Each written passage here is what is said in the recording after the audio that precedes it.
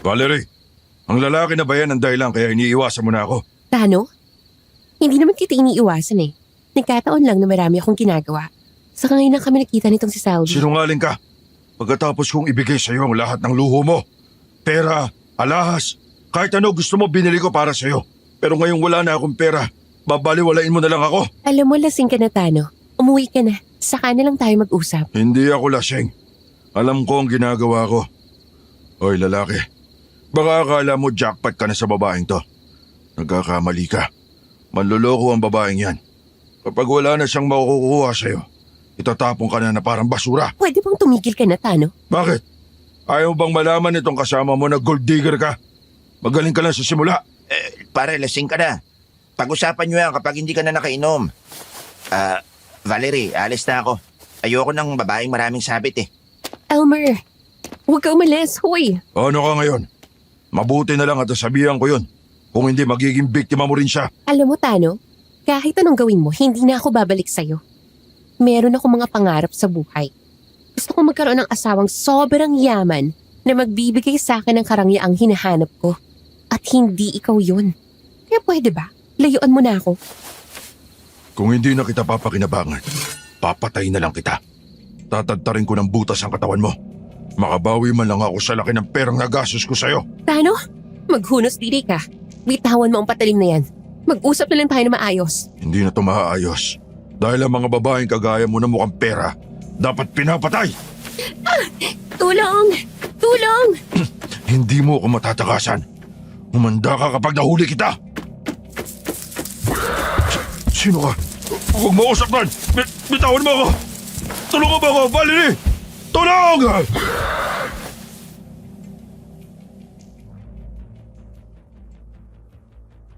Magandang araw sa iyo, Sir Jupiter. Tawagin mo na lang ako sa pangalang Valerie. Mula sa aking pagkabata ay dumanas na ako ng hirap. Kapos sa lahat ng bagay. Kaya nang magdalaga ako at pinagkalooban naman ng magandang katawan at mukha, ay naisip ko na pwedeng ito ang gamitin ko para matupad ang aking mga pangarap sa buhay. Lahat ng mga lalaking maraming pera, inaakit ko para magkaroon ng mga bagay na gusto ko. Pero kahit ang isang aswang pala ay nahumaling at umibig sa akin. Yun din ang dahilan kaya nabingit sa kamatayan ang buhay ko. Nangyari po ito nung ako ay 25 years old pa lamang sa aming bayan sa Nueva Ecija, sa bayan ng Gimba. Hindi ko na lang babanggitin ang mismong baryo para sa pagkakakilanlan ng mga taong nasasangkot sa kwento ko. Naniniwala ba kayo na mayroong aswang lipad o aswang hangin?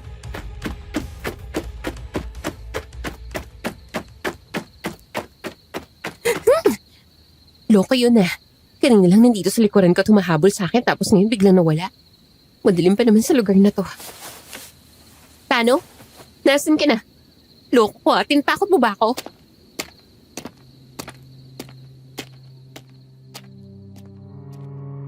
Ilang beses ko pang tinawag ang pangalan ni Tano pero hindi na siya sumagot. Hindi ko na rin siya nakita. Nang igala ko ang paningin ko sa paligid ay wala na palang naroon kung hindi ako na lamang. Nang umangin ng malakas ay nagkilusan ng mga duyan na yari sa bakal na naroon. Lumampi din sa akin ang malamig na hangin na yon kaya kinilabutan ako. Kaya nagmamadali akong tumakbo pero nabangga ko ang aking inay.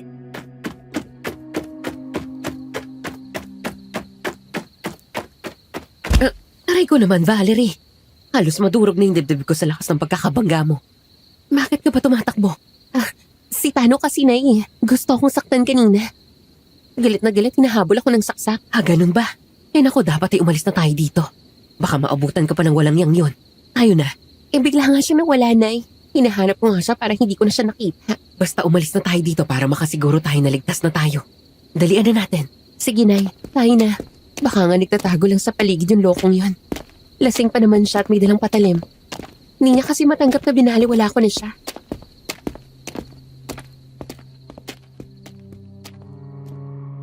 Nagmamadali nga kaming umuwi ng bahay. Pagkapasok namin ay kaagad kong isinara ang pintuan Sinigurado kong lock yun.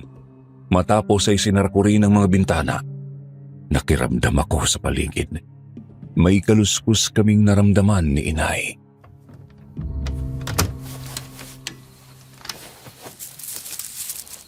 Nay, parang mayroong kumakamot sa bintana ng bahay natin. Hayaan ko na lang siya. Hindi naman siya makakapasok dito dahil may mga bakal na grills ang mga bintana at pintuan natin. Palagay ko nga nandyan siya sa labas. Yung pintuan naman yung kinakalabog niya. Gusto talaga niyang pumasok. Valerie! Tulungan mo ako! Valerie, May! May! Tulong! Tulong! Nandyan nga siya. Pero bakit humihingi siya ng tulong? Bakit parang nahihirapan ang boses niya? Oo nga, Nay. Saka naririnig niyo ba yun? Parang galit na asa yung... Nang muli kong maramdaman na kinakatok ni Tano ang bintana ng aming bahay ay napilitan na akong buksan yun. Marahan akong sumilip. Nanlaki ang aking mga mata nang makita ko ang duguang mukha ni Tano. Nakita ko ang mga mata niyang nakatirik at mga kamay na duguan ay nakakapit sa grills ng bintana. Nang bumulwak sa kanyang bibig ang maraming dugo, tumalsik pa ang iba sa aking mukha. Sa takot ay muli kong isinara ang bintana. Naku po, bakit puro siya dugo? Ano nangyari sa kanya? Huwag mong bubuksan ang bintana kahit anong mangyari, ha? Oo, Nay. Pero ano kaya nangyari sa kanya? Bakit puro siya dugo? Humingi na kaya tayo ng tulong sa mga kapitbahay natin. Sige, mas mabuti pa nga. Mga kapitbahay, tulungan niyo kami. Tulungan niyo kami. May gustong manakit sa amin.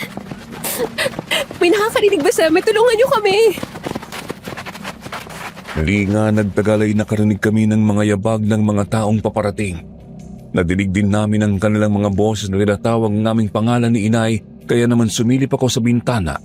At nang makita ko ang aming mga kapitbahay ay kaagad ko nang binuksan ng pintuan. Lumabas ako ng bahay at sinabi sa kanila na duguan si Tano at nasa tapat ng bintana namin. Pero nang puntahan namin yon, Anong nangyari, Valerie? Nandyan pa ba si Tano? Wala na siya dito, Nay. Pero yung bakas ng mga dugo nandito pa. Nandito pa sa lupa dito sa bintana natin. Baka nasa paligid pa po siya. Kanina kasi may dala siyang patalim ng habulin si Valerie. Palagay ko umalis na siya, Nay. Kasi alam niya may darating para tulungan tayo.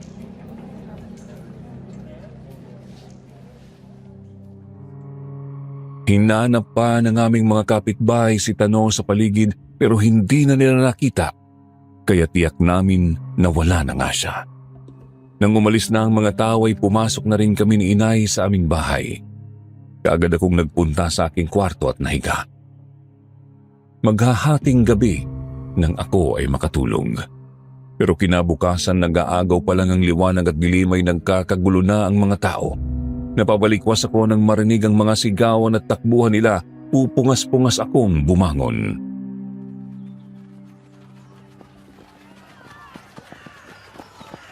Anong meron, Nay? Bakit nagkakagulo mga tao? Hindi ko nga alam.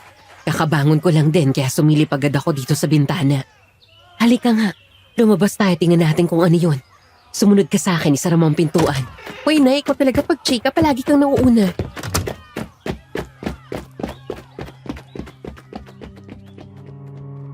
Nagmamadali nga din akong lumabas ng bahay, Sir Jupiter. Isinara ko at inilagay ang lock sa pintuan ng aming bahay. Sumunod ako sa mga tao papunta sa malaking puno ng mangga. Nang makarating ako doon at tumingala ay nakita kong nakasabit ng patiwarik doon si Tano. Namatay isang dilat ang mga mata, nakalawit ang dila, puro sugat ang buong mukha at mayroong malaking butas sa batok.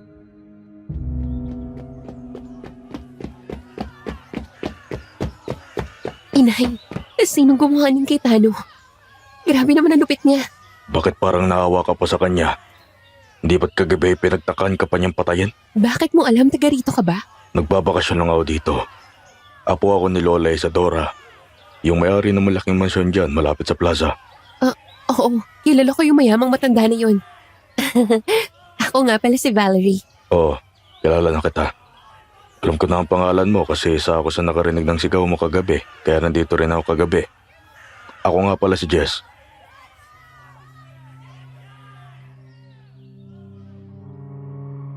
Saglit akong natigilan nang hagurin ko ng tingin si Jess. Kaagad kong napansin ang kumikislap niyang mga alahas sa katawan kagaya ng kwintas na ginto. Buong garid ang suot niyang bracelet na ginto at mamahaling relo. Nakasuot siya ng polo shirt at pantalong maong. Matikas ang kanyang tindig, lalo pang lumakas ang appeal niya dahil sa suot na mamahaling Ray-Ban. Talagang lalaking lalaki ang dating.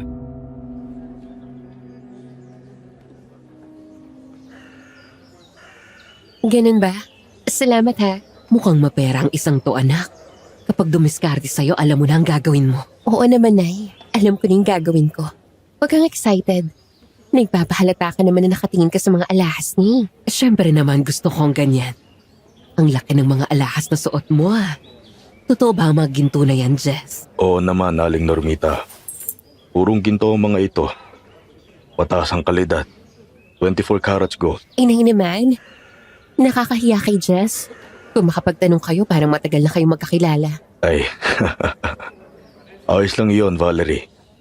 Ilan lang ito sa mga alahas ko. Yung iba nga ay di ko na naisusuot.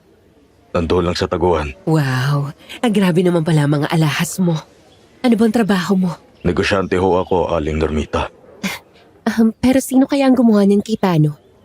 Paano niya naibitin dyan ng patiwarik si Tano? Ayan ang hindi natin alam. Pero ayos na rin na nangyaring iyan sa kanya. Kasi kung nabuhay siya, baka ikaw naman ang patay na ngayon. Oo nga eh. Sa galit niya sa akin kagabi, talagang gusto niya akong patayin. Hindi niya kasi matanggap na nakipag-break ako sa kanya. Hindi ko alam kung nagkataon lang. Pero dapat ka pa rin magpasalamat sa tagapagligtas mo, Valerie. Grabe naman yung ginawa niya kay Tano. Talagang tiniyak na yung kamatayan niya. Puro sugat ang mukha at braso niya. Saka tingnan niyo ang batok ni Tano. Ang laki ng butas. Tumutulo pa ang dugo. Parang wala nang laman ang ulo niya.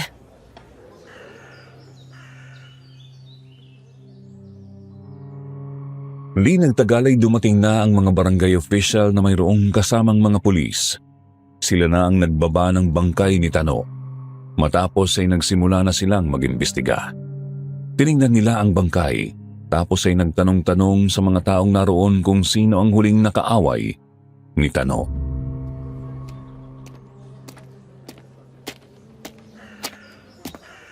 Ikaw ba si Valerie? Opo, sir. Sabi nila ay nagsisigaw ka daw kagabi kasi natatakot kayo ng inay mo dito sa biktima. Kaya pinuntahan ka nila pero hindi naman nila nakita doon itong si Tano. Totoo po yung sinabi nila, sir. Lasing kagabi ang si Tano. Pero pagkagaling niya sa bahay, wala na po akong alam. Tama si Valerie pare. Kasi isa ako sa pumunta sa kanila nung marinig ko ang sigaw nila. Kaso nga hindi na namin nakita si Tano. Ayos. Naniniwala naman ako sa sinabi niya pre. Naniniwala din ako na hindi tao ang may gawa niyan kay Tano. Anong ibig mong sabihin, sir? Butas na ang batok ni Tano. Wala na laman ng ulo niya. Wala na ang utak. May malaking butas din ang likuran niya. Parang doon dinukot ang kanya laman loob. Hindi pa ako sigurado pero parang mabangis na hayop ang pumatay sa kanya. Pero paano naman siya may sasabit siya ng patiwari kung mabangis na hayop lang yung may gawa niyan? Isang aswang na nag-anyong mabangis na hayop ang sinasabi ko. Sila lang ang may kakayahang gawin niyan lalo na ang tipo ng pagpatay. Sigurado ka ba, sir? May aswang ba sa lugar na ito? Baka naman nagkamali ka. Matatakot ang mga tao sa sinasabi mo. Iyon lang nga sa tingin ko. Kasi no, mga nakaraang buwan, meron na rin kami nahawakang kaso na kagaya nito sa kabilang baryo. Sabi ng mga taga roon na nakakita, aswang hangin ng may kagagawan. Totoo ba yung lahat ng impormasyon na yan, Sir Pogi? Pero kagaya nga ng palagi naming sinasabi, hanggang walang matibay na katibayan ng lahat ay magiging haka-haka lamang. Tama ka dyan. Ang sabi-sabi lang at kwento lang, mahirap talagang paniwalaan. Saka meron pa bang aswang hangin sa panahong ito? Kung meron mga biktima na kagaya nito ay masasabi ko na meron pa. Ang kulang na lang ay ebidensya. Kailangan mahuli namin ang aswang hangin na iyon. Baka dito naman sa lugar na ito naligaw at si Tano ang minalas na biktima. Naku, nakakatakot naman pala kung ganun. Umuwi na nga tayo, anak. Ang aga-aga pa parang wala na akong ganang kumain ng makita ko ang bangkay ni Tano. Paano naman kasi hindi pa yata kayo nakakapagkape, tumakbo na agad kayo dito para makiosyoso. Sir, uuwi na ako. Kung meron pa kayong gustong itanong, puntahan niyo na lang ako. Oo sige, salamat naman at willing ka makipag-cooperate.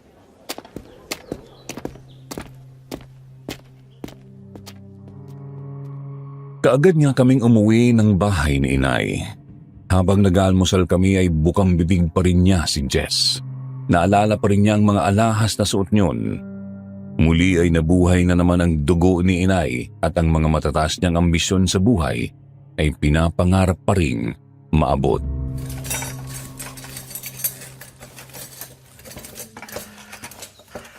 Mukhang maraming pera ang isang iyon, anak. Naninilaw ang katawan sa dami ng mga suot na ginto. Oo nga, Nay. Tingin ko talaga mapera siya. Apo daw siya ni Aling Isadora. Yung matandang may-ari ng malaking mansyon dyan sa malapit sa plaza.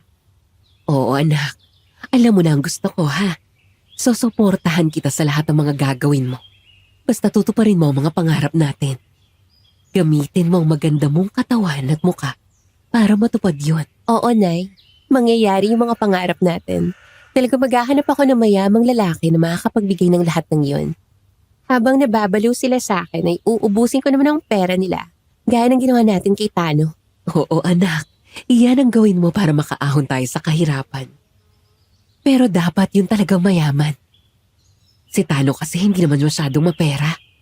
Umanap ka ng mas higit sa kanya. Yung matandang sa Elmer nga sana eh. Kaya lang nasira ni Tano yung mga plano ko. Kaya yun, umis ka po na kagabi.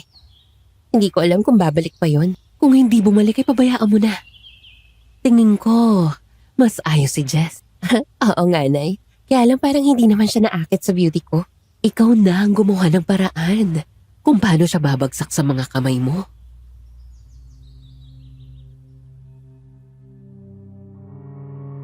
Nang sumunod na gabi, nagulat ako nang muling bumisita sa aking si Elmer.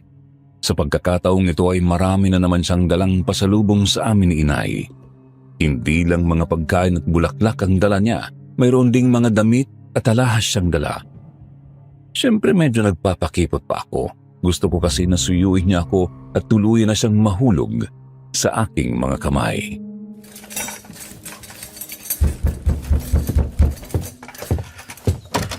O bakit? Naligaw ka yata. Hindi ba't iniwan mo na ako nung nakaraang gabi na magkasama tayo? Ngayon wala na si Tano.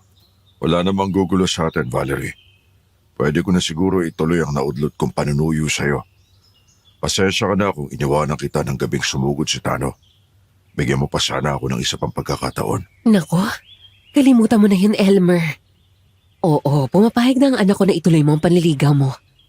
Sa amin ba ang lahat ng yan? Inay, umaariba ka na naman. Nauna ka pang magdesisyon sa akin. Sus, iyon din naman ang magiging desisyon mo, di ba? Bigyan mo na siya ng isa pang pagkakataon. Ang dami niyang regalong dala, oh. May mga alahas pa. Hindi mo ba nakikitang talagang nagsisisi na siya sa nangyari? Ang dami niyang peace offering sa'yo. Oo nga naman, Valerie. Hindi na kita iiwanan ulit kahit anong mangyari. Tanggapin mo lang ang pagmamahal ko. Lahat ng gusto mo ibibigay ko sa'yo. Talaga? Ibibigay mo? Sige na nga. Payag na ako. Maraming salamat, Valerie. Talagang pinasaya mo ko.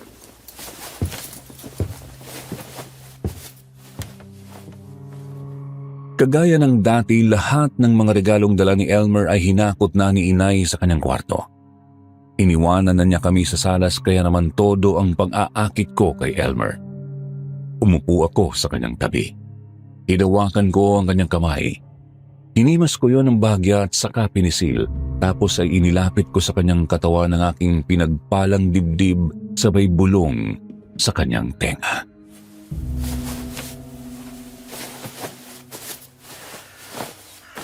Alam mo, nagpunta ako sa bayan kahapon.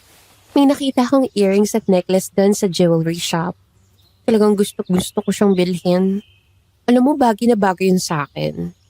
Kaya lang, wala akong pambili na ganun kalaki. Magkano ba ang halaga ng dalawang yon? Sabihin mo sa akin at bibigyan kita ng pambili. Talaga ba? Kaya lang medyo mahal yun eh. Kasi mataas yung kalidad ng pagkaginto. May mga 24 karat siya. Nasa 100,000 yung dalawa na yun. Sige, bukas na bukas din ay bibilin mo na yon. Bibigyan kita ng tseke. Ikaw na magpunta sa bangko at mag-withdraw para makuha mo ang kwintas at hikaw na gusto mo. Naku, salamat Elmer. Talagang hulog ka ng langit sa amin ng inay ko. Kaya nga gustong gusto ka ng inay ko para sa akin eh. Alam niya na mabibigay mo ang lahat ng gusto ko. Higit pa dyan na maibibigay ko sa'yo. kapag naging asawa na kita, Valerie. Maunlad na ang negosyo ko. Biyudo naman ako kaya lahat ng ari-arian ko ay magiging sa'yo na rin. Sige, darating tayo sa bagay na yan, Elmer. Mas magandang makilala muna natin na mabuti ang isa't isa bago ang kasalan kasi ayokong dumating ang oras na meron akong pagsisisihan. Sige, bibigyan kita ng sapat na panahon. Basta kung ano ang gusto mo, sabihin mo lang at bibiling ko para sa'yo.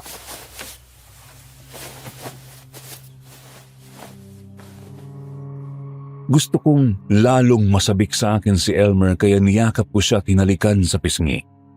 Tuwang-tuwa ako nang matapos niyang sulatan ang tseke at inaabot sa akin.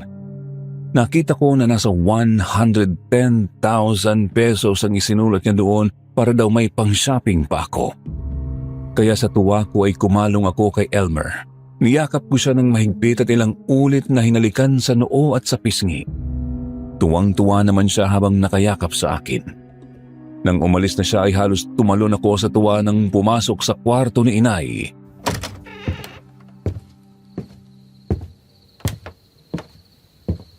Nasaan na si Elmer? Umalis na siya, Nay. Saka bukas, mabibili ko na yung gusto kong alahas. Binigyan niya ako ng cheque na worth 100,000 pesos, Nay. Talagang galante siya. Naku talaga ba? Patingin nga ng tseke. Paamoy nga. Ayan no, tingnan mo. O, diba? Oo nga. Talagang galante si Elmer ha. Pero teka, ano bang plano mo sa kanya? Magpapakasal ka na ba sa kanya? Naku, Nay, hindi ah. Wala sa plano ko magpakasal kahit kanino. Ang pera lang nila ang gusto ko. Parang may naglalakad sa bubungan natin. Naku, Nay, yung kumalabog tsaka ko bunga lang yan ng niyog. Malamang nahulog yun dyan sa may puno tapos bumagsak sa bubungan natin. Ay naku baka nga. Dapat talaga ay mapaputol na yung mga punong yan. Kasi nakakagulat kapag tulog tayo tapos ganyan na nangyayari.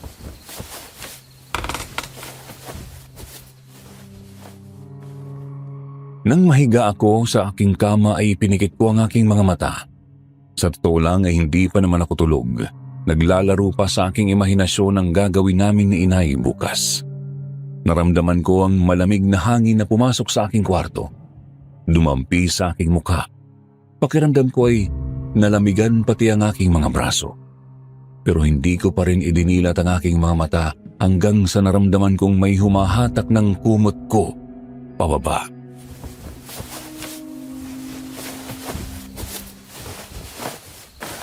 Inay, matulog na rin po kayo. Huwag niyo na akong kulitin. Bukas, magpapakasaya tayong dalawa.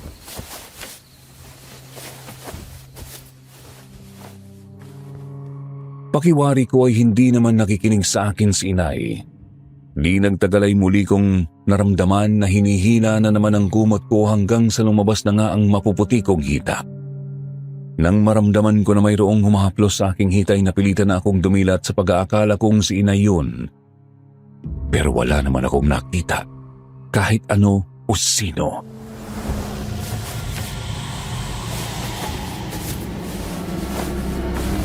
Inay! Inay! Inay, nasan kayo? Bakit ka ba sumisigaw dyan? Ano naman ba nangyari? Kasi Nay, parang may humaplos sa mukha ko. Hindi ko pinapansin nung una kasi akala ko ikaw yun. Tapos may humila pa baba ng kumot ko hanggang sa maramdaman kong hinahaplos na yung mga hita ko. Sino naman ang hahaplos sa hita mo? Wala namang ibang tao dito kundi tayong dalawa lang. Kaya nga ako natakot eh. Nang imulat ko yung mga mata ko, wala naman ako nakitang ibang tao. Kaya hindi ko alam kung ano ba yun. Baka naman hangin lang yung naramdaman mo. Tingnan mo, hindi mo kasi sinara na mabuti ang bintana ng kwarto mo. Pero isinara ko yan bago ako nahiga. Paano yung nabuksan? Baka naman hindi mo na isara ng maayos. Sige na, mahiga ka na lang ulit at ako na lang magsasara na maayos. Matulog na tayo.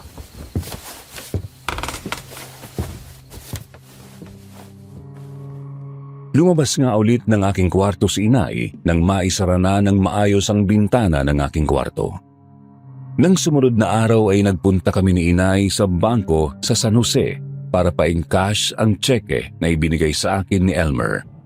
Matapos nyo ay nagtuloy na kami sa jewelry shop at binili ko na nga ang hikaw at kwintas na gusto ko.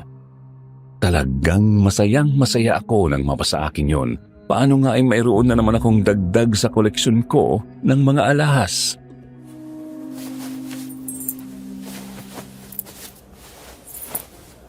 Ang ganda pala talaga ng kwintas na sinasabi mo, anak. Oo, Nay. Ipapakita ko muna to kay Elmer kapag dumalaw siya. Tapos itatago ko na to at isasama ko sa mga koleksyon ko. Mag-iipon ako ng mga mamahaling alahas, parang investment na rin natin sa ating future. Oo, tama ka. Ang alahas at lupa ay walang pinag-iba. Habang tumatagal ang mga yan, tumataas ang value. Yun nga, Nay. Halika na. Kakain tayo ngayon sa mamahaling restaurant. At pagkatapos, pupunta tayo sa department store para mag-shopping. Kumain na lang tayo. Huwag na tayo mag-shopping. Maraming regalong damit si Elmer. Hindi ko pa nga nabubuksan yung mga yon. Mamalengke na lang tayo ng mga kailangan natin sa bahay. Kailangan din nating magtipid at mag-ipon. Huwag ka mag-alala, Nay. Kapag ubus na to, hihingi ulit ako kay Elmer. Lalambingin ko lang yun ng kaunti, bibigay na yun. Kaya huwag ka mag-alala sa pera.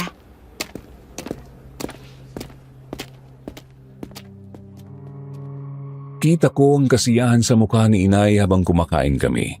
Yun kasi ang gusto niya, makaranas ng mga bagay na hindi niya naranasan noon. Ito rin ang dahilan kaya naging ganito ako. Naging mautak sa bawat lalaking nagkaka-interes sa akin. Pera lang nila ang mahalaga sa akin. Dahil ang aking puso hindi yata marunong magmahal. Kasi palaging isip ko ang nasusunod at nagdidikta na kailangan kong maging tuso kung gusto kong maabot ang mga bagay na gusto ko. Pero minsan, may mga bagay na humahadlang para maabot yun.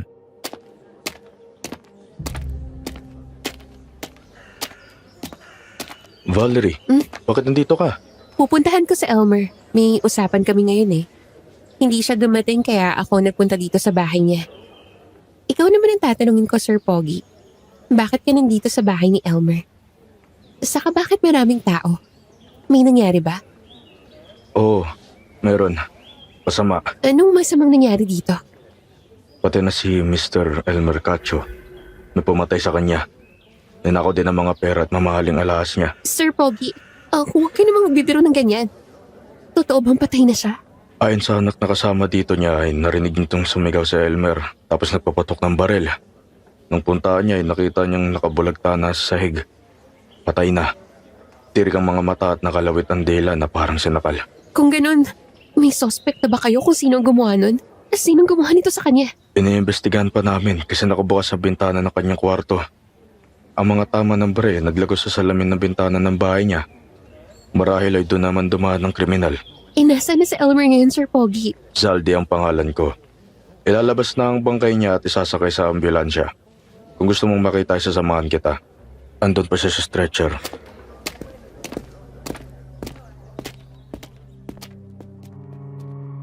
Sinamahan ako ni Zaldi sa salas ng bahay. Naroon na nga ang bangkay ni Elmer. Nakasakay sa stretcher. Nakatakip ng puting kumot. Dahan-dahan kong inalis ang kumot na nakatakip sa kanyang mukha. Nagulat ako at napaatras nang makita siya. Muntik na akong matumba. Buti na lang at nasalo ako ng lalaking nasa likuran ko. Paano ba naman dilat na dilat ang mga mata ni Elmer at nakalawit ang kanyang dila?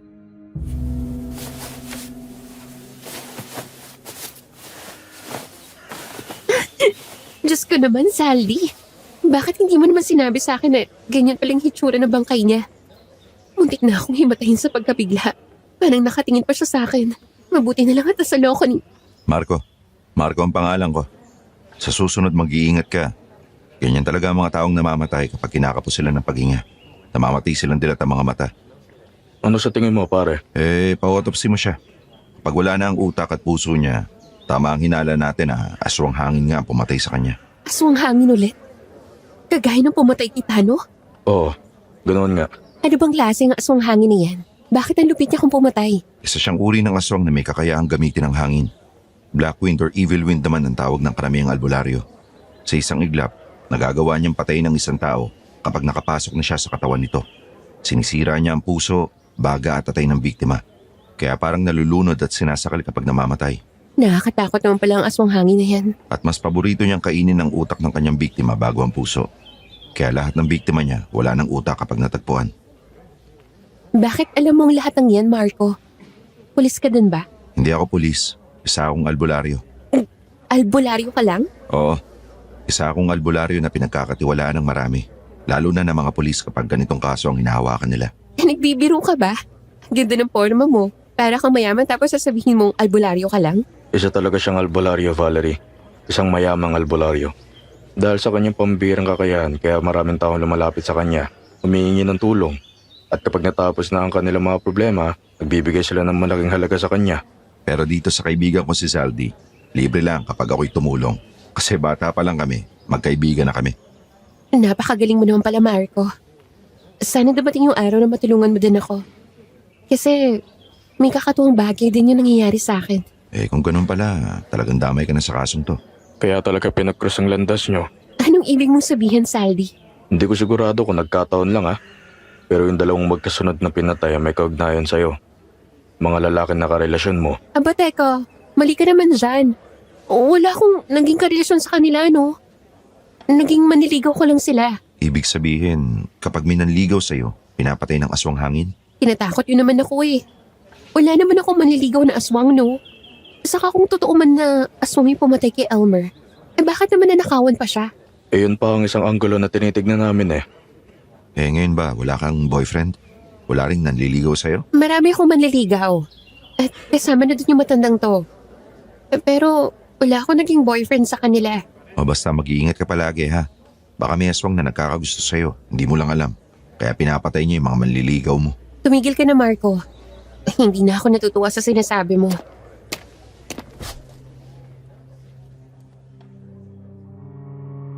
Bigla akong kinabahan sa sinabi ni Marco at Zaldi. Nanlulumo akong napaupo sa sofa na naroon. Naisip ko na paano kung totoo ang sinasabi nila. Napatingin na lang ako sa papalayong stretcher kung saan nakasakay ang bangkay ni Elmer. Hindi ko na malayan na isa-isa nang naglabasan ang mga pulis doon.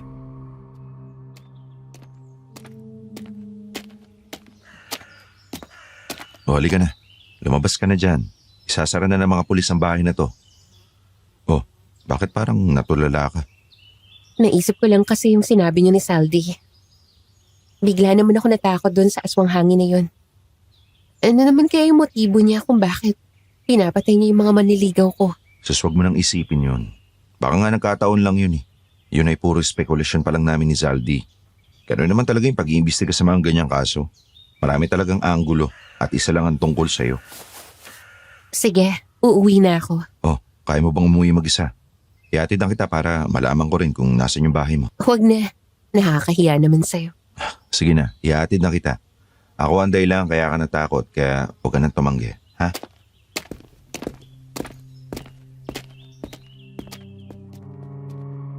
Hindi ko na nga nagawang tanggihan si Marco. Nang lumabas kami ng bahay ni Elmer ay nakita ko ang nakaparadang motorsiklo sa di kalayuan. Nakita ko kasi na doon nakatingin si Marco. Matapos ay sumakay na siya sa motor at pinaandar na yon. Sa kanya ako muling binalingan.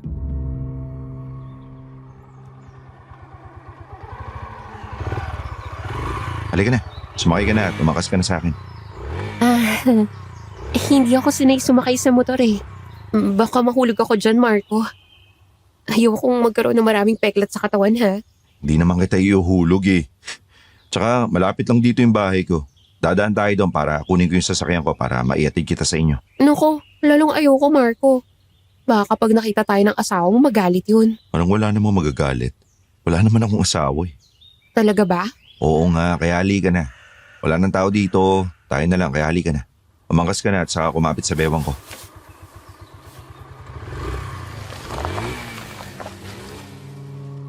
Kahit nag-aalinlangan ako ay napilitan na rin akong sumakay sa motor ni Marco. Paano nga ay nakaramdam ako ng malakas na hangin. Nang lumingon ako sa bakuran ni Elmer sa makakapal na punong naroon ay nagkilusan ang mga sanganyon. Gumalaw ang mga dahon. Naisip ko ang sinabi nila na aswang hangin kaya ako nang nagsabi kay Marco na umalis na kami roon. Mabilis kaming nakarating sa bahay ni Marco. Ipinarada niya ang motor matapos akong makababa.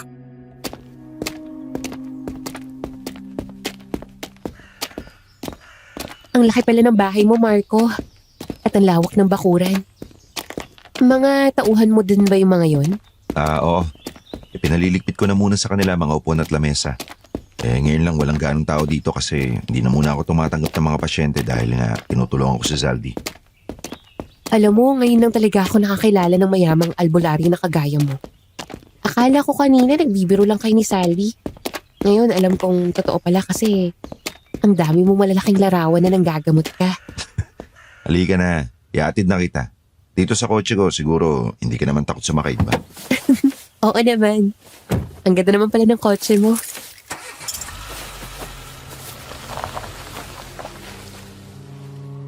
Napatawa lang si Marco matapos ay pinaandar na niya ang kotse. Binuksan naman ng isa sa mga tauhan niya ang gate ng bahay at umalis na nga kami roon. Inihatid niya ako sa aming bahay. Gulat ako nang makita kong mayroon palang bisita, si Inay.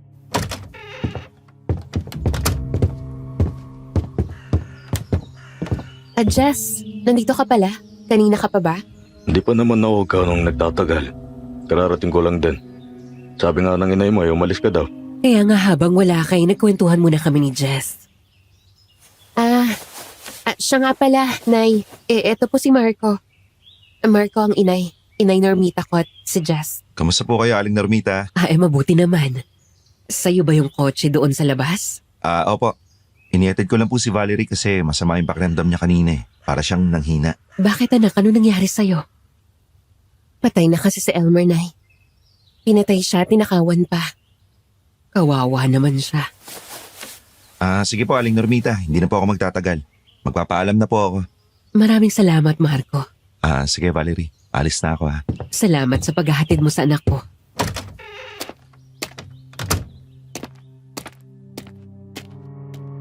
Nang umalis na si Marco ay saka ko hinarap si Jess. Saka ko lang napansin ang mga paper bag na nasa upuang katabi ni Inay. Mga regalo pala yun na dala ni Jess kaya naman lihim akong natuwa at pilit na kinalimutan muna ang tungkol kay Elmer at sa aswang hangin na sinasabi ni na Marco.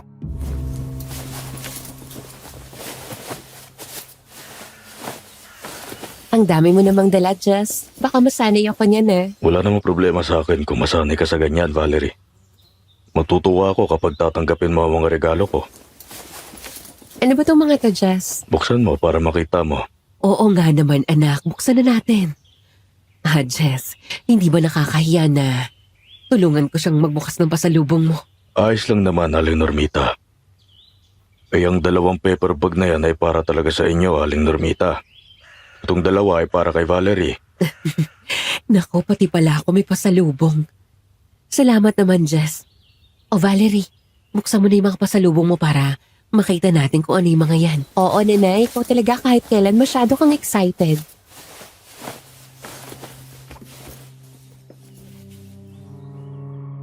Nang buksan ko nga ang paper bag ay nakita kong may jewelry box na naroon. Bagamat nagulat ako ay hindi ako nagpahalata kay Jess. Marahan kong inilabas sa paper bag ang kahon at dahan-dahang binuksan. Kumislap agad yun. Nakita kong isang malapad na kwintas at bracelet na ginto ang naroon.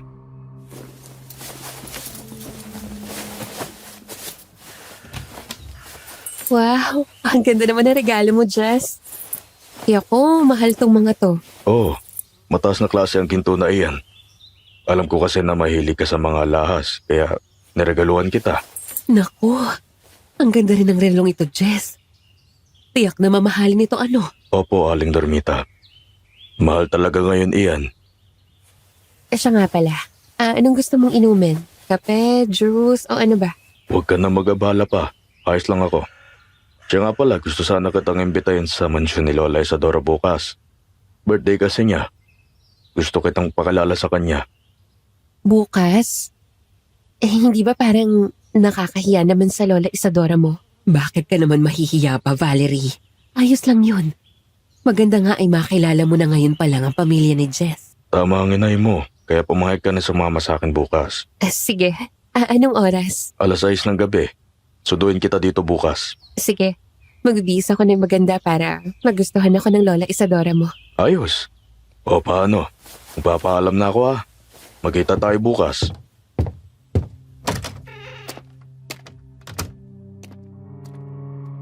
Nang makaalis na si Jess ay saka naman ilalabas ni Inay ang kasiyahan namin.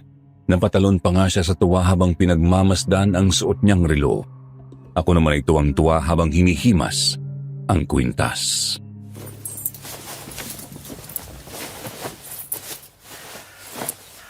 Dumadami na yung mga gintong alahas natin, Nay. Pero hindi pa to sapat. Dapat magkaroon din tayo ng maraming pera at lupa para makatiyak tayo na mabuhay tayo ng marangya sa mga darating na panahon. Baka si Jess nang makakapagbigay nun, Valerie. Sa tingin ko naman ay seryoso na siya sa'yo. Tatanggapin mo ba ang pagmamahal niya? Masarap yung maging malaya, Nay. Wala akong plano sa mga seryosong pag-ibig. Pera lang yung mahalaga sa akin. Kapag tinanggap ko siya, paano naman kung manigaw si Marco? Eh di magkakaroon na ng dahilan sa Jess na pagbawalan ako. Sa bagay, tama ka naman. Kapag napasok ka na sa isang seryosong relasyon, mawawalan ka na ng kalayaang gawin ang mga gusto mo. Saka bata ka pa naman. Marami pang magagandang bagay ang pwede mong maabot. Mismo, Nay. Lahat sila paiikutin ko lang sa aking mga kamay. Pero alam mo, mas interesado ako kay Marco. Isa siyang mayamang albularyo. Nakarating ako sa bahay niya, alam mo, ang laki. At yung bakuran nila, malaki din. Marami din siyang mga tauhan. Albularyo pero mayaman ba ang sinabi mo? Kakaiba yun na. Oo nga, Nay. Sa tingin ko talagang marami siyang pera. Ang lakas ng dating niya sa akin eh. Maporma masyado yung lokong yun. Parang ang artista kung pumorma. Action star ba? Eh ang tanong dyan, hilante din kaya? Mabibigyan ka ba ng mga ganitong regalo kagaya ng kay Jess? Yun yung hindi ko alam. Pero sabi niya, binata pa daw siya. Kaya nga may nabuo akong plano eh. Kung hindi siya maaakit sa akin, ako na ang gagawa ng paraan. Sa tingin ko kasi, mas mayaman siya kaysa kay Jess. Gawin mo kung ano yung mga gusto mong gawin. Dito lang ako nakasuporta sa'yo.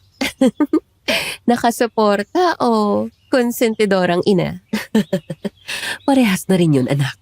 Basta ang mahalaga, mangyari ang mga gusto natin.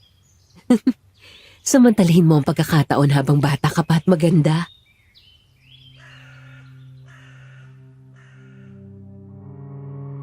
Nang hapong yun, hindi ko inaasahan na babalik si Marco at yayayain akong doon na sa kanila maghapunan. Dahil bukas pa naman ang usapan namin ni Jess ay pumayag ako. Sumama ako kay Marco sa kanyang bahay. Nang makapasok ako sa salas nila ay nakita ko ang mga mamahaling gamit na naroon. Maganda rin ang design ng kanyang bahay.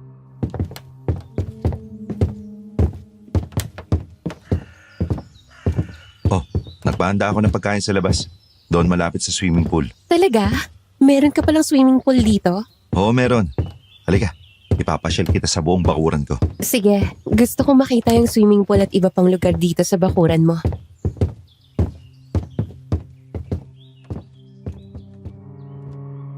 Nalula ako sa laki ng bakuran niya, Sir Jupiter, dahil mayroon din doon na sariling kapilya kung saan siya nang gagamot.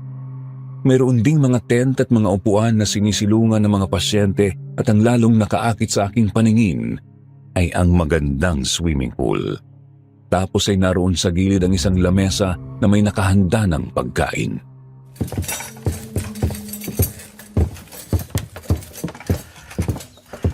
Doon na tayo sa lamesa. Nakahanda na ang pagkain. Sige, kumain na tayo. Pero teka, nandito ka na sa bahay mo pero may sukbit ka pang bag at may hawak na tungkod. Bakit ba? Naniniguro lang ako, no? Baka si tama ang inaala ko. Ngayon ko lang napansin na maraming mga latang nakasabit sa paligid nitong lugar na kinalalagyan natin. Para saan yan? Huwag ka munang kikilos dyan. Huwag kang magsasalita. Bakit? Bakit ba? Ang aswang hangin. Nandito siya. Kinilabutan ako sa sinabi ni Marco. Nanginig ang aking mga tuhod. Parang nanigas ang aking mga panga habang nakatingin sa paligid kung saan nakita kong gumagalaw ang mga nakasabit na lata sa paligid.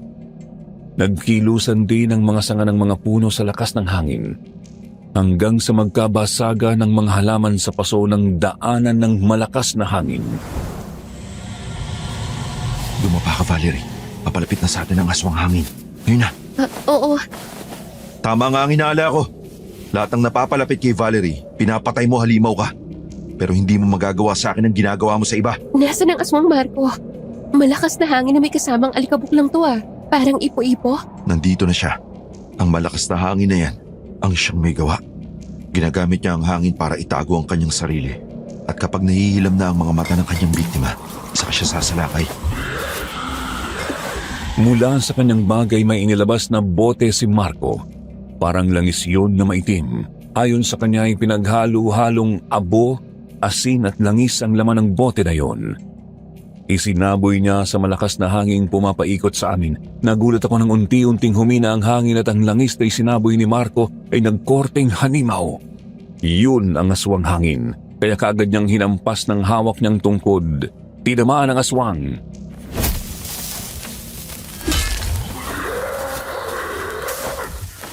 Ngayon nakita na kita, halimaw ka. Humanda ka sa akin ngayon. Akala mo ba ordinaryo lang tong tungkod? Isa tong bendidadong espada hangal. Magaling ka talaga pare. Napakagat mo sa bitag ang aswang hangin. Ngayon na pare, huwag ka na mag-aksay ng panahon. Baka matakasan pa tayo ng halimaw na to. Sige, tapusin na natin siya.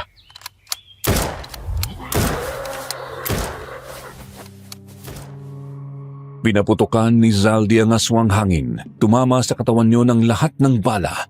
Napaigtan yun at bumagsak. Bago pa makatayo ay tinaga naman yun ni Marco ng ilang ulit. Bumaon ang talim ng espada sa katawan ng aswang hangin. Pero sa huling hugot ng hininga niyo ay nagawa pa rin yung makatakas.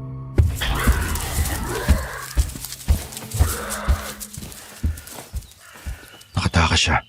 Pero alam kong hindi rin magtatagal ang buhay niya. Sigurado ka ba pare? Oo naman pare. Benditado ang espadang to. Sino mang kampo ng dilim ang tamaan at masugatan, hindi na yun gagaling. Malalaso na ang katawan niya at siya'y mamamatay. Valerie, pwede ka na tumayo dyan. Ayos ka lang ba? Wala na ba ang aswang hangin? Patay na ba siya? Oo, wala na siya. Nasugatan na siya ng maluba. Kaya tiyak na mamamatay din siya. Mula ngayon, ligtas ka na. Ang ibig mo bang sabihin? Inimbitahan mo ko para lang ipain sa aswang hangin na yun dito? Inimbitahan kita para tulungan ka. Para iligtas ka sa aswang na yon na palagi nakasunod sa'yo. Naisip ko na lahat ng mga maliligaw mo pinatay niya. Tiyak na kung kasama ako, ganun din ang gagawin niya. Tama nga ako.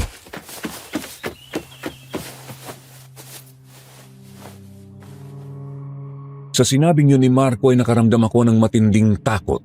Lalo na nga't harap-harapan kong nakita ang aswang. Naramdaman kong nangatog ang aking mga tuhod at kasabay niyon ay nahilo ako at bumagsak. Nang magising ako ay nasa loob na ako ng kwarto ni Marco. Napakaganda ng kama na aking hinihigaan. Nang igala ko ang aking paningin ay nakita ko ang mga mamahaling kasangkapan doon. Di nagtagal ay bumukas ang kwarto. Pumasok doon si Marco.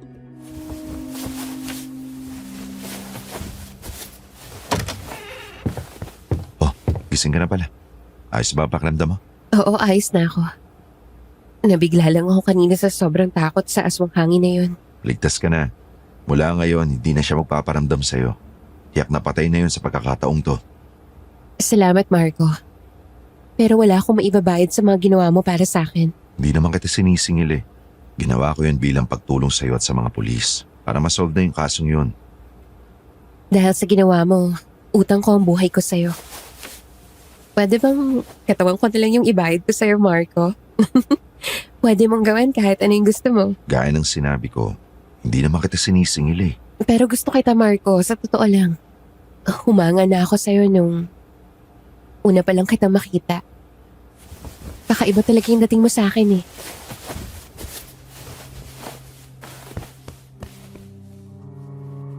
Hindi na nakatanggi si Marco nang hawakan ko siya sa kamay. Hinimas ko yun at hinatak ko siya papunta sa akin. Napahiga kami sa kama at gaya ng isang marupok na kahoy ay kaagad na nagliyab si Marco upang palayain ang pagnanasa namin sa isa't isa hanggang sa lumipas ang maiinit na mga sandali.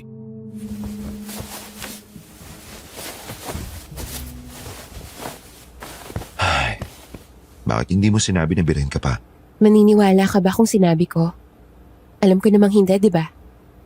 Kasi alam mo na maraming lalaki yung nagkakagusto sa akin. At lahat sila pinipirahan mo, di ba? Kaya nga sa una pa lang naisip ko na isa kang gold digger. Isang babaeng mapagsamantala sa mga mayayamang lalaki na kagaya ko. Kaya nga sabi ko sa sarili ko, kahit gaano ka kaganda, hindi ako iibig sa'yo, no? Ay, alam mo naman pala yung lahat ng tungkol sa akin eh. Parang hinalukay mo na yung buong pagkatao ko ah. Yun lang naman kasi nabalitaan ko. Pero hanggang sa mga oras na to, malinis pa pala ang pagkababae mo. At ako ang unang lalaki na nakasama mo sa lugar na gaya nito. Dahil hindi ko naman sila gusto. Sinisilaw nila ako sa mga mamahaling alahas at salapi. Natural, tanggapin ko yun. Pangarap kong guminhawa kami ni inay eh. Pero ni minsan, hindi ko binigay sa kanila yung katawan ko. Gaya ng ginawa ko sa'yo ngayon. Eh paano na tayo ngayon? Paano kung magbunga yan? Yung namagitan sa atin, parang hindi naman bunga ng pagmamahalan, kundi init ng katawan. Quits na tayo. Iniligtas mo yung buhay ko. Binayaran na kita. Huwag ka mag-alala. Wala kang pananagutan sa akin. Ito lang yung itanim mo sa isip mo. Ay, hindi ako maruming babae. Sige, aalis na ako.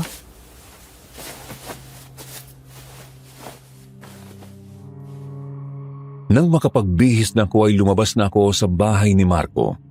Iniwanan ko siya sa kanyang kwarto na parang naguguluhan sa mga nangyari. Nang makalabas ako ng bakuran niya ay mayroong dumaan na tricycle. Sumakay ako doon at nagpahatid na ako sa amin. Hindi ko yun ikinuwento kay inay. Natulog na lang ako. Pero kinabukasan lang ay nasa bahay na ulit namin si Marco. May dala siyang sobre.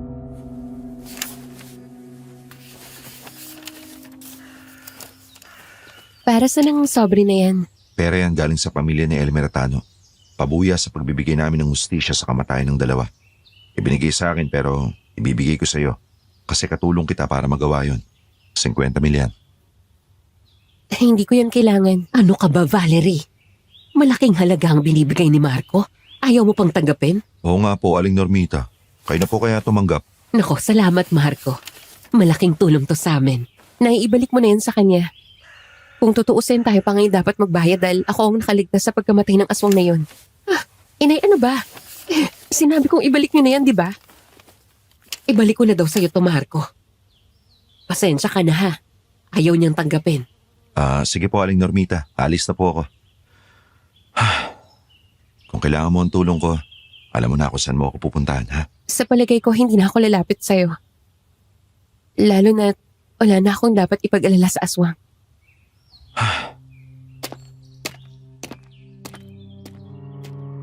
Napabuntong hininga na lang si Marco. Tapos ay umalis na siya.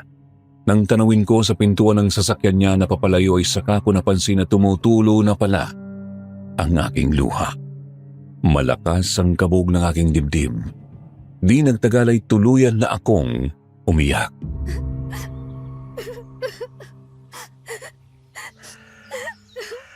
Bakit, Valerie? Bakit ka umiiyak? Nangihinayang ka ba sa pera? Bakit naman kasi nag-inarte ka pa? Hindi mo pa kinuha yung 50 Inay mil? naman eh. Puro pera na lang ba yung nasa isip niyo?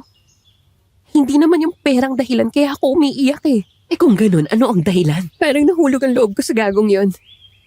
Parang tinamaan yung puso ko. Alam mo ba yung pakiramdam? Na ayaw mong lokohin o pirahan yung isang tao kasi mahal mo na siya. Ano? Akala ko ba hindi ka nagmamahal? Akala ko ba pera lang nila ang hinahabol mo sa kanila? Hindi pala sa lahat ng pagkakataon. Ay isip yung masusunod na eh. Darating pala ang oras na puso yung magdidikta. Pero ang masakit, umiibig ako sa lalaking wala namang gusto sa akin. Kasi mababang uri ako na babae. Ang tingin niya sa akin, isa raw akong gold digger. Pabayaan mo na siya, anak. Siguro ay hindi talaga siya ang para sa'yo. Nagsisimula pa lang naman yan eh. Pwede mo pa yung makalimutan. Nandyan naman si Jess.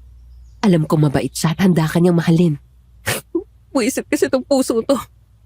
Bakit nagmahal ako ng lalaking ganun?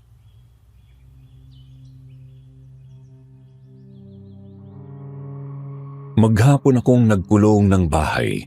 Nang dumating ang 6:00 ng gabi ay sinundo ako ni Jess sa aming bahay. Dahil nakapangako na ako sa kanya ay sumama na ako sa kanya sa mansyon ng Lola Isadora niya. Pero pagdating ko doon ay hindi naman kami hinarap ng matanda. Paano ay nakahiga na siya sa kanyang kama.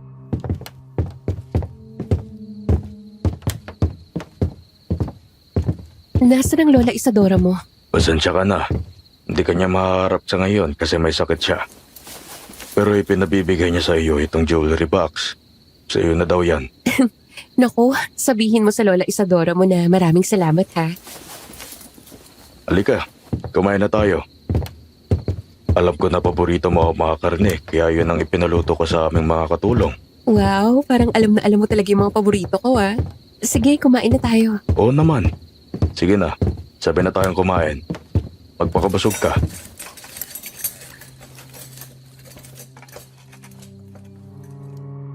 Sabay na nga kaming kumain ni Jess. Naparami ang kain ko dahil paborito ko talaga ang mga karne. Masarap pa ang pagkakaluto ng mga yon kaya talagang nabusog ako. Matapos nyo na inihatid na ako sa aming bahay ni Jess. Kaagad akong natulog dahil sa pagod. Pero kinabukasan ay ang bigat ng aking pakiramdam. Parang gusto ko lang ay matulog ng matulog. Nang pumasok sa kwarto ko si inay, binuksan niya ang bintana.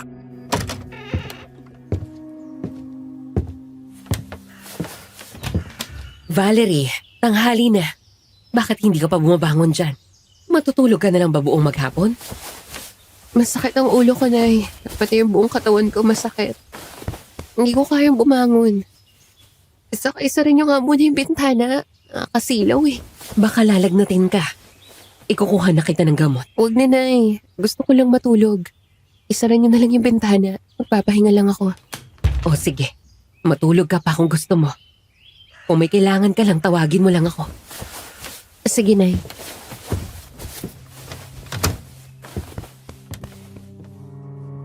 Pero nang sumapit ang dilim ay parang nakaramdam ako ng ginhawa sa aking katawan. Nakaramdam din ako ng gutom kaya nagmamadali akong pumunta sa aming kusina para kumain. Pero sa unang subo pa lang ng kanin at ulam ay parang hindi na yun nagustuhan ng aking sikmura. Nagsuka ako. Pakiramdam ko ay umiikot ang aking sikmura kaya bumalik ako sa aking kwarto. Muling nahiga. Noon ko narinig ang malakas na alulong ng aso.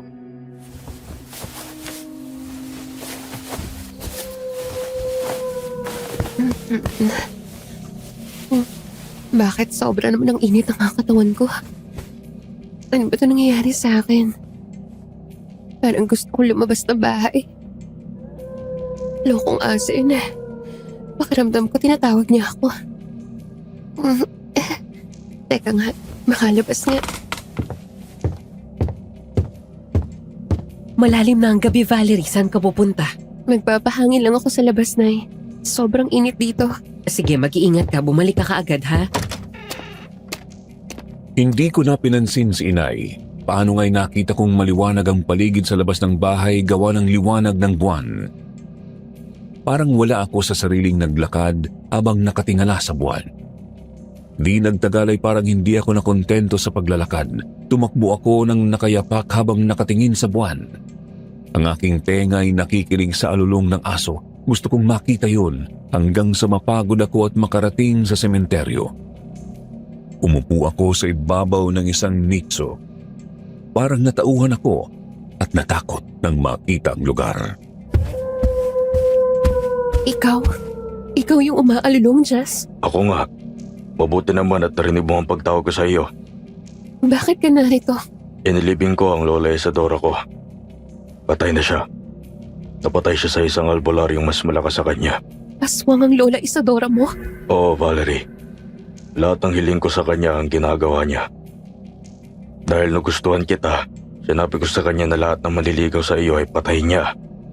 Pero nitong huli, siya naman ang minalas. Kung ganun siya palang aswang hangin na pumatay kina Tano at Elmer. Ngayong wala na siya, ipinamana siya sa akin ang lahat ng kanyang kayamanan, pati ang pagiging aswang. At dahil ikaw ang pangarap kong makasama habang buhay, gusto kong maging katulad din kita. Nasisiraan ka na ba ng bait, Jess? Hindi ko pinangarap na maging aswang. Magkakaroon ka ng marangyang buhay sa piling ko dahil mayaman ako. Bukod doon, ay mabubuhay tayo ng matagal kapag aswang ka na kagaya ko. Hindi, ayoko. Hindi ko matatanggap ang pagiging aswang. Wala ka nang magagawa. Sa mga susunod na gabi ay magiging aswang ka na dahil iyan sa karne ng tao na kinain mo. Ang juice na nainom mo ay mayroong kamantag ng aswang. Kaya magiging kagaya na rin kita. Just huwag mong gawin to sa akin. Ayokong maging aswang. Ikaw ang magiging pinakamagandang aswang, Valerie. Ang magiging reyna ko.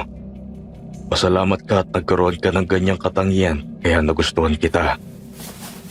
Guys, aalis na ako.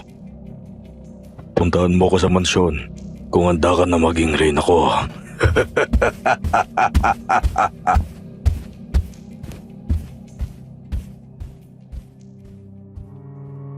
Naiwanan akong umiiyak sa lugar na yon.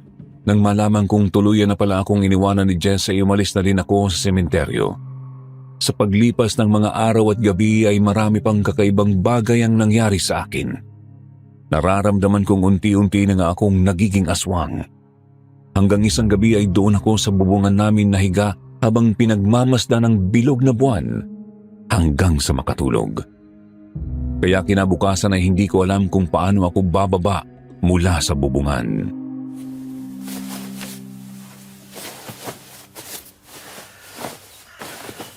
Inay! Inay, nasan ka ba? Ay, sus, Mariosep na bata ka. Bakit ka ba nandyan? Baka mahulog ka. Ay, naku, tiyak na mapipilayan ka. Humanap kayo ng hagdanan, ay. Magtanong kayo sa mga kapitbahay kung sino ang may hagdanan. Tulungan niyo ako makababa dito. Oo, huwag kang kikilos dyan. Hahanap ako ng hagdanan.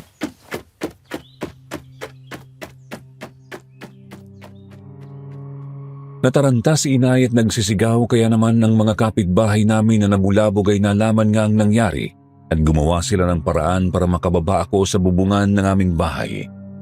Nang makapasok ako sa aming bahay ay kaagad akong naligo. Pagkatapos ay nagbihis ako.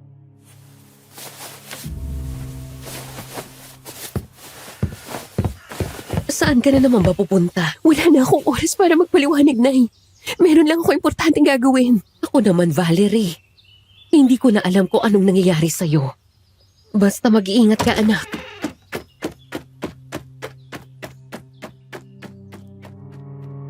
Nagmamadali akong umalis ng bahay at naghanap ng masasakyan para lamang makarating kaagad sa bahay ni Marco. Naabutan kong nasa loob siya ng kapilya ng pagkakataong yun. Nag-aayos muli ng mga kagamitan doon dahil magsisimula na ulit siyang tumanggap ng pasyente sa susunod na araw.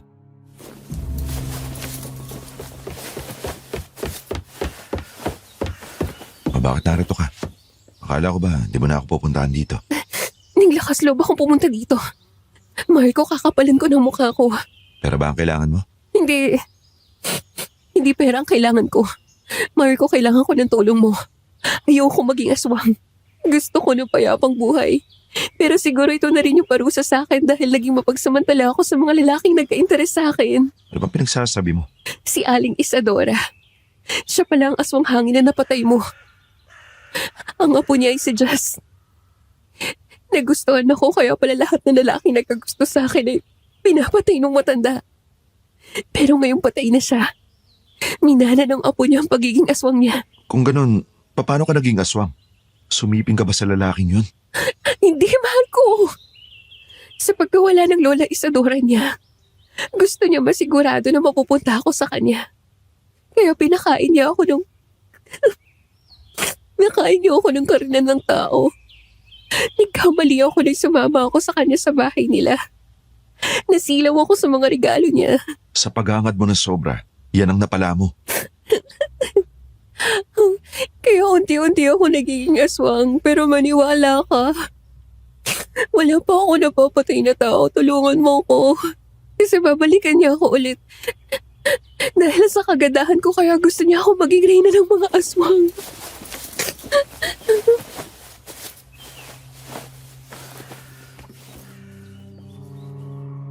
Hindi nakatiis si Marco. Tinulungan niya ako. Ginamot niya ako. Mayroon siyang ipinainom sa akin. Langis yun pero hindi ko sigurado kung ano ang mga sangkap niyon. Iisa lang ang masasabi ko. Sobrang pait niyon kaya halos bumaligtad ang sikmura ko. Kaya di nagtagal ay muli akong sumuka. Isinuka ko ang mga karning nakain ko kasama ang kulay berdeng likido na yon daw ang kamandag ng aswang.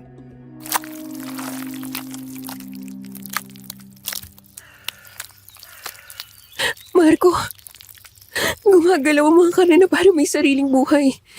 Buhay talaga ang mga yan dahil sa kamandag ng aswang. Sila ang unti-unting kukontrol sa katawan at isipan mo. Kaya dapat dyan, sunugin para tuluyang mamatay. Salamat ulit, Marco. Huwag ka magpasalamat sa akin. Hindi pa tapos ang problema mo sa Jess na yun. Kailangan malaman ni paring Zaldi ang bagay na to. Sige na, umuwi ka na at magpahinga. Salamat ulit.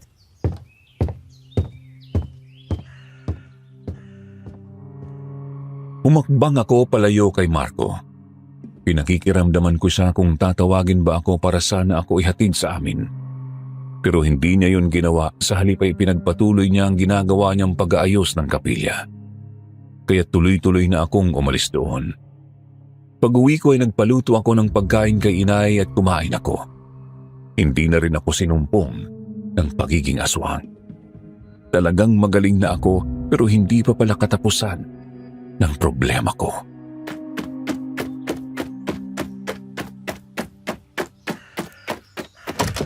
Inay! Inay, nasan ka ba, Inay? Bakit ka ba sigaw ng sigaw? Sino kang impakta ka? Anong ginawa mo sa anak ko? Ano ka ba naman, Inay? Ako to. Ako to, yung anak mo. Huwag kang lalapit sa akin. Hindi ikaw ang anak ko. Maganda si Valerie. Hindi kagaya mo na. Bukod sa pangit ka na nga, puro sugat pa buong mong katawan. Para kang kitongin. Ako nga po to, Nay. Hindi ko alam kung ano nangyari sa akin. Pero pagising ko, ganito na yung anyo ko. Sinungaling. Lumayas ka sa pamamahay ko. Kapag hindi ka umalis, tatagpasin ko ang leeg mo.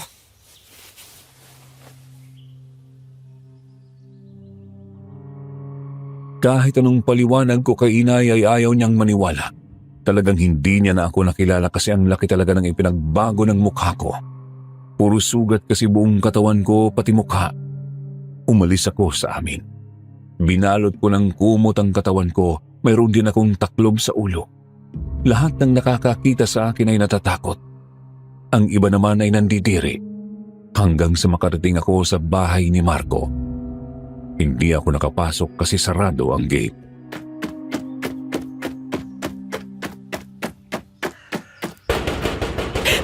Marco! Marco, lumabas ka dyan. Harapin mo ako. Lumabas ka dyan para mo ng awa. Ano bang kailangan mo sa akin, Valerie? Anong ginawa mo sa akin? Bakit naging ganito ako? Ginawat mo nga yung magiging aswang ko, pero bakit ganito? Bakit ganito naman yung kapalit? Parusa ko yan sa'yo. Dahil masyado mong inabuso ang magandang anyong ipinagkaloob sa'yo. Tsaka para na rin yan sa kaligtasan mo. Tiyak na sa anyo mong yan, hindi ka na magugustuhan ng aswang na si Jess. Hindi ka Diyos para magparusa, Marco. Huwag mo ding abusuhin ang karunungang natutunan mo. Kung nagkasala man ako, ito ba ang kapalit? Ito ba yung tamang parusa? Na kahit ang sarili kong ina hindi na ako nakikilala. Pinagtabuyan ako palabas ng bahay. Hindi nga ako Diyos. Pero minsan, ang mga ganitong kakayahan dapat gamitin para sa kapakanan ng nakararami. Kailangan may magsakripisyo para may maligtas. Wala kang puso. Mas masahol ka pa sa aswang. Nagkamali ako na ikaw yung minahal ko, walang hiya ka. Lahat ng lalaking nagkagusto sa akin, pinaglaruan ko lang. Pero ikaw yung minahal ko. Tapos ganito lang yung ginawa mo sa akin. Pasensya ka na. Ganyan talaga ang buhay.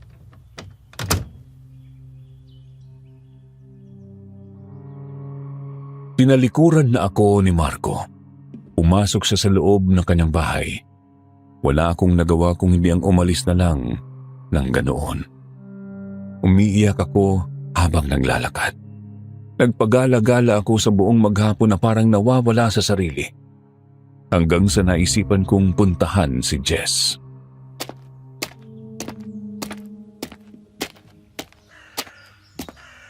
Sino ka? Bakit ka pumasok sa bakuran ko? Hindi ba sinabi mo na gusto mo ako maging reyna ng mga kalahi mo? Nandito na ako. Pumapayag na ako. Valerie? Nangyari sa'yo? Bakit naging ganyan kakapangit? Wala na akong ibang mapupuntahan kung hindi ikaw. Sasama na ako sa'yo, Jess. Tanggap ko na ang kapalaran ko. Hangal ka, Valerie. Nagustuhan lang kita kasi sobrang ganda mo. Pero ngayon wala nang pagkagusto at paghanga na iyon. Napakapangit mo. Ketongin ka. Lumayas ka sa aking harapan kung ayaw mong patayin kita. Kung ganun, hindi mo din ako mahal. Katawan at kagandahan ko lang palang minahal mo. Halimaw ka. Pati ugali mo masahol pa sa hayop. Ipagkakalat ko sa buong bayan na ito na ikaw at ang namatay mong lola ang mga salot dito. Kung ganyan ang plano mo, papatayin na lang kita.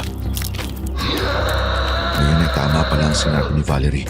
Kayo nga ang salot. Men, paligiran ng mansyon. Pulihin ang lahat na nandito. Ang lumabas tapusin. Mga hangal kayo. Isa lang pala ito, bitag. Naisahan niyo ako. Galit na galit si Jess. Dinamba niya si Marco pero dahil alam na ni Marco at Zaldi ang gagawin ay madali nilang natalo si Jess. Madali nilang napatay yun at ang dalawa pang katulong yun sa bahay ng mga aswang din. Matapos na mapatay ang mga yon ay lumapit sa akin si Marco.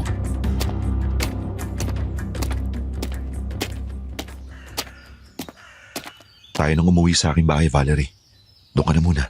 Tapos na ang ating misyon. Tuluyan ang maisasara ang kasong to. Salamat sa tulong mo. Minsan pa ay nanaig ang kabutihan.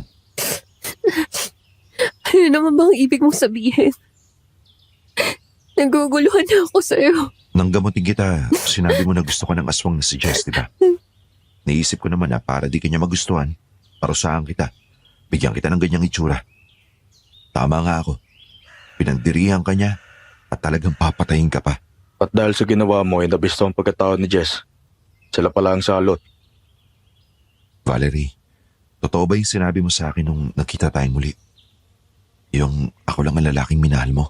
Oo, totoo yun. Walang yaka. Kung kailan natutong magmahal, saka naman ako tinanggihan ng gusto ko. Aba, di naman ako tumatanggi. Ang sabi ko lang, kailangan may magsakripisyo para sa kaligtasan ng nakararami. Kaya yung pagsasakripisyo mo sa ganyang anyo, naligtas ang marami. Nang mapatunayang si Jess nga ang aswang. Kaya dahil dyan, papakasalan kita. Sinungaling. Makakasalan mo ba kahit ganito yung anyo ko? Oo naman, di naman yan permanente. Gagaling ka din. Ako ang gumawa niyan, kaya ako din ang magbibigay ng lunas.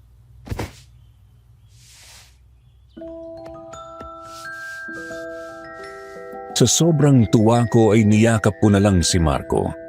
Umuwi kami sa kanila at sinimulan niya akong gamutin. At makalipas ang ilang linggo ay nagbalik ang dati kong anyo. Sabay kaming umuwi sa amin. Nagulat pa ang inay nang makita kami kasi ilang araw na pala niya akong hinahanap. Nang maayos na ang lahat, ilang buwan lang ay ikinasal na kami ni Marco. At yan po ang aking karanasang hindi ko makalimutan, Sir Jupiter. Sana rin ay makapagbigay ito ng aral sa ating mga tagapakinig, lalo na sa mga babaeng kagaya ko. More power and God bless.